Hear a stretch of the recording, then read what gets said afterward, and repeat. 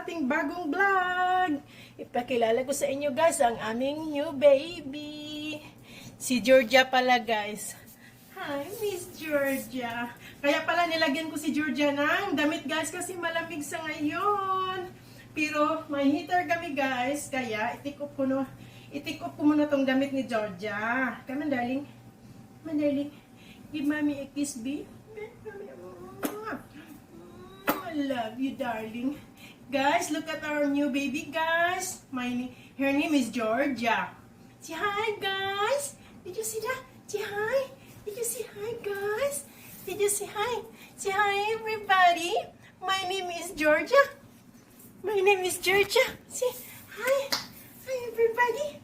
Hi, guys. Ito, guys, first time ni Georgia mag-Christmas sa ating bahay. Ito pala si Georgia guys ay 2 years old. She's a half Chihuahua and half Jack Russell. Yeah, she's a sweet lady guys. I called her lady now because she's almost 3 years old now. Yeah. Para siyang puppy guys pero 2 years old na ito. Maliit lang talaga siya na breeding guys. Half Chihuahua and half Jack Russell. Tingnan niyo yung ano niya guys. Meron siyang parang thumb sa ano niya sa noo. Hi everybody. Hi guys, nice to meet you everybody. Nice to meet you. She's a sweet lady. She's a sweet baby guys. Ano ba talaga mami? Baby or lady? Huwag kang mahiya. Huwag kang mahiya anak. Huwag kang mahiya. Huwag kang mahiya. Malambing kasi ito guys eh. How are you my baby? How are you? How are you? How are you? Give mommy a kiss. Give mommy a kiss. Give mommy a kiss. Yeah. You are sweet baby. You are sweet, sweet, sweet. Kami ni Georgia ang body guys kasi nag-aral na si Zoe. Kaya si Georgia muna at saka si mommy sa bahay. Yeah. Si okay everybody. Ipakita mo na ni mommy guys ang labas ng bahay namin kasi taglamig na ngayon guys. Ngayon pala ay 42 degree guys. Kaya pa ng ating super power. Tingnan nyo guys yung mga dahon sa labas. Ayan. Mga ano na naman guys. Mga kalag-kalagdira na naman Ayan. Tingnan nyo guys Yan. Yan yung saging ko guys. Wala na. Pati yung buhok ko guys puti na. Ano ba talaga? Yan guys, yan. Ang pangit na ng ano guys, alam pala, nilinis pala ng ano yan guys, sa likod namin. Kasi yung linya ng ano guys, kuryente, kaya mukha ng kalsada yan sa labas guys. Yan, huwag mo nang pansinin yung buhok ko, kasi puti na. Yan, nag-ano na siya guys, yan. Kiniklearing ng ano guys ba, yung electricity company guys, kasi nga, yung linya ng kuryente guys, yan. Papunta yan doon. Kasi pag lakas ng hangin guys, nadadamage yung mga wire, tapos nagkukos ng ano ba, alam mo yung sunog. Kaya, yan, nilinisan nila. Ayan. Ayan si Georgia guys. So, hi guys. Hello everybody. Gusto niya lumabas. Okay, let's go baby. Let's go inside. Okay. Ayan. Ayan. Yan, palagi yan siyang sumusunod-sunod sa akin guys. Minsan guys, sinasama ko ito pag ano Minsan sinasama ko ito sa school pag pick up ng mga bata. Diba ang ganda ni Georgia, guys? Diba ang ganda ni Georgia? Yeah. Sobrang lambing na aso, guys.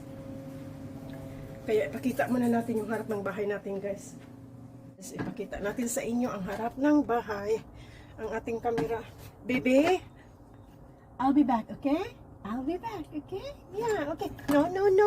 I'll be back. Kasi guys, wala siyang dog leash. Ngayon, pag nakalabas kasi ito guys, nagtakbo-takbuhan tapos baka hindi na bumalik ba. Saka baka may dadaan na sasakyan guys ba, baka masagasaan. Ayan guys, so tingnan nyo ang aking Christmas tree. Simple lang siya. Filipino style guys. Yan. Namatay na ang aking mga ano guys. So yung mga tanim kasi nga taglamig na. Yan, charot. Simpleng Christmas tree lang guys. Pero maganda. Yan. Tapos yung ating sigol palm, nagbagong buhay na. Nagbagong tubo guys ba. Tapos yung ating mga banana guys, yung iba tinatanggal ko na guys. So pinaputol ko na kasi ang pangit na niya guys, brown na siya. Yan, may simple tayong candy kinder dyan guys. So yan. Yan yung aming kahoy, kalabira na. Yan, ganito na yung ano namin ngayon dito guys. yung ano ba, yung weather. Naglamig na siya. 42 degree sa ngayon. Ayan na yung ating sasakyan guys. Mamaya mag-alis na ako mamaya guys kasi sunduin ko yung mga bata. Kasi ano ngayon dito guys, Friday ng tanghali. Yan, simpleng Christmas tree lang guys. Oh. Yan. Kasing ganda ninyo guys. Oh, simple lang. Di baling simple guys, basta maganda. Importante guys, hindi tayo nakakasakit guys. Bayan lang ng hiling natin guys, lalo na sa ating buong pamilya. Pakita ko sa inyo. Tingnan yung aking Christmas tree guys. So, di ba ang ganda? Yan. Yung mga dekorasyon na ito guys ay hindi siya bago guys. Kung mga luma lang ba. Binabalik-balik ko lang. Tapos iniiba-iba ko lang ng kulay. Minsan, dinagdagdagan ko ng ibang kulay. Yan, ang ganda niya guys, no? Yan. Kaya medyo magulo-gulo yan guys. Kasi yung mga anak ko yung tumutulong sa akin mag-decorate nito. Kaya ganyan yung hitsura. Tingnan nyo naman guys. Pa iba-iba. Nasaan nakakabit. Kasi ganito talaga pag mga bata guys. Importante, masaya ang mga bata habang nagkakabit ng mga Christmas tree. Yan, si Suwi nagkabit nito guys. Yan, ito si John. Yan, si Suwi na nagkabit niyan. Kaya pa iba-iba yung kulay niyan guys. Pero, importante guys, masaya ang buong pamilya sa simpleng Christmas celebration. Yan, ang ating Christmas tree. At yan ang ating new baby. Look at our new baby guys. Hi guys, good morning, good afternoon sa aking mga kababayan dyan sa Pilipinas, all around the world, lalo na sa mga OFW nating na nasa ibang sulok ng mundo guys. Thank you so much for watching this simple vlog for today guys. Ito, naghuhugas na si Inday ng pinggan guys. Ginagawa ko itong voice lang guys kasi mahirap magsalita ng may ginagawa guys ba. Tapos wala tayong cameraman diyan guys ba. Jatot ba yun oy? Ano ba yun? Yan, pasensyahan nyo na ang aking video guys kasi busy si Inday guys. So grabe yung ano ko dyan. Oh, kitaw-kitaw oh. Kasi mahilig talaga akong mag-handwash guys. Tapos pero gumagamit naman ako ng mainit na tubig guys. Ganyan yung ginagawa ko guys pagkatapos ko maghatid sa mga bata sa school.